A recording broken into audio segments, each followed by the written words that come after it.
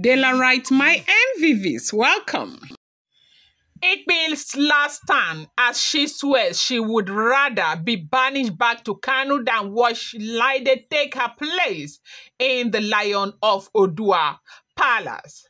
Yes, so my father once said, when two elephants fight, it is the grass that suffers. But when two women who once drank from the same calabash turn against each other, the gods themselves bow their heads in shame. That is exactly the picture in the palace of the Lion of Odua right now.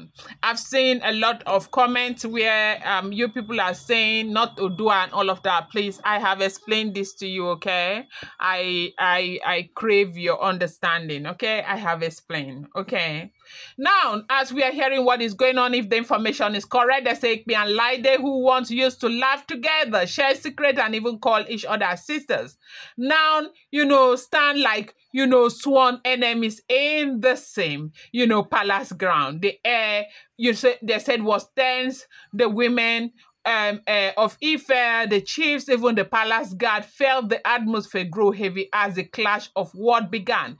Igbi was still, reeling from her immunity being stripped by the Ifa priest, yet she refused to bow her head. Her pride, her stubbornness, and her determination to still carry the title of, the Lions of Odua special, wife, is still there, right? Now, as we are hearing, I told the people what happened. They say her immunity was removed, and it was not even celebrated like others. Like for three of them whose immunity was taken away, gospel's immunity. Now, if you have been following the story, you know that Igbi's immunity was stripped, and the way they did it, it was not nice at all. I am not saying of course, comparing to others like that of gospel, Igbi's own was like, it was very insignificant. It didn't even give her the privilege of inviting any of her family members to come and support her. They just got up one day and told her that her immunity will be stripped. And then again, there was Liade right there in the palace. I made that video yesterday. And you and I know that of everybody that, Igbi would have wanted to be in the palace at a time like that, Liade would have been the last person. But unfortunately, they say Liade was there. Igbi and Liade, who once used to laugh together and do everything together, have become very sworn enemies right now. As I said earlier, Liade had arrived at the palace boldly, and it was no coincidence. She came deliberately on the very day Igbi's immunity was removed, as though to rub salt into an open wound. Some women whispered that Liade wanted to provoke Igbi. Others believed she wanted to prove to everyone that Igbi had fallen and that the throne of affection was now open for her to climb. But Igbi was not, of course, the kind of woman who would let anyone step on her, not even a former friend. As soon as Liade tried to move closer, they've had their altercations in the palace.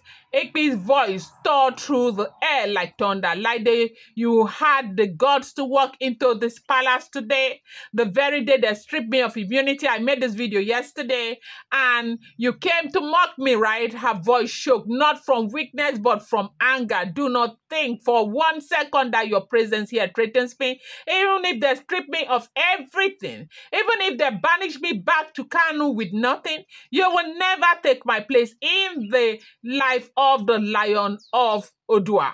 It will never happen. You will never be able to take my place. They said, in fact, Liade, smiked, trying to keep her calm, but everyone could see the battle lines were drawn. Igbi took another step closer, her eyes burning. You want to prove a point, Abi?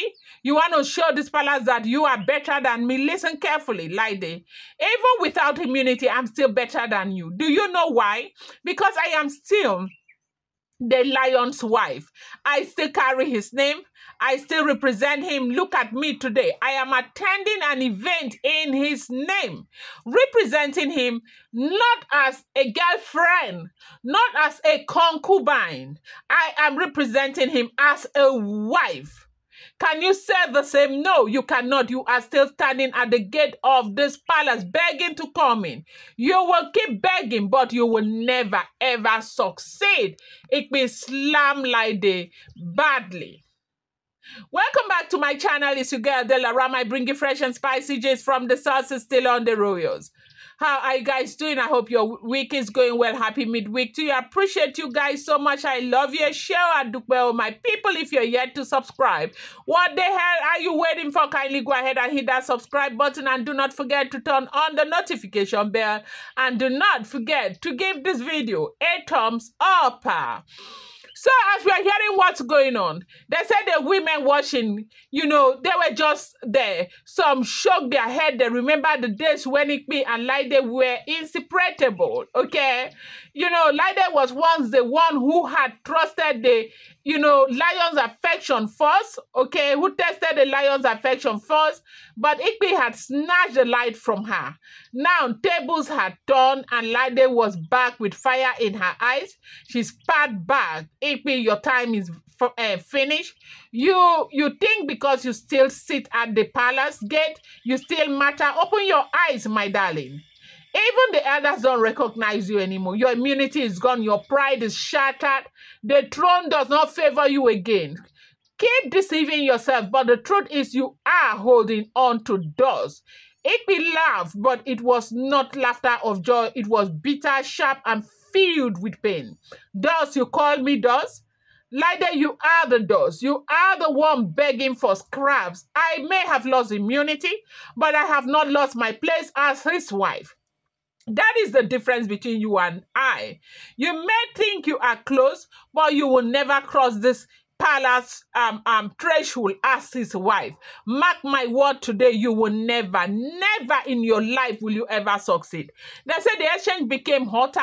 Curses began to fly like arrows. Igbi raised her hands towards the sky and declared, Liade, let the gods judge between us today. If you ever step foot into this palace as wife, may the earth open and swallow me. But if you keep roaming outside like a restless spirit, then let your shame multiply.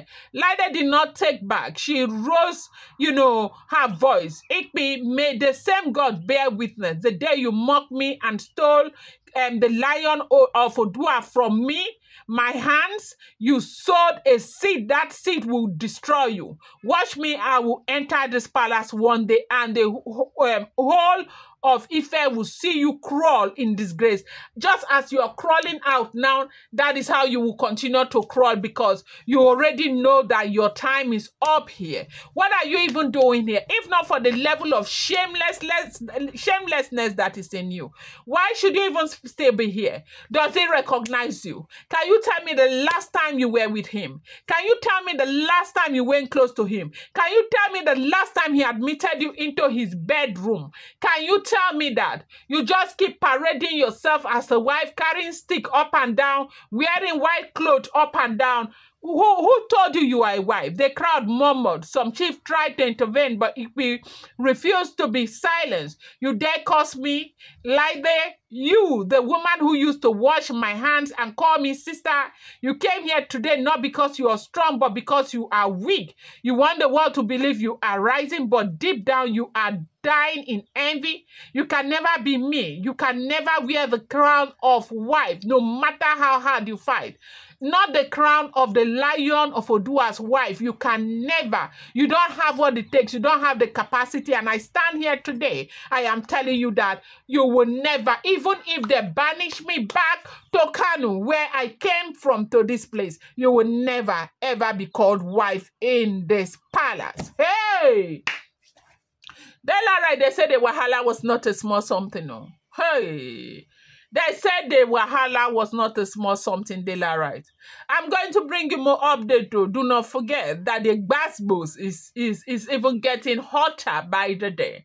I'm going to bring you more update. Do not forget that these are all alleged rumors, unverified information making the rounds on social media and should not be seen as fact.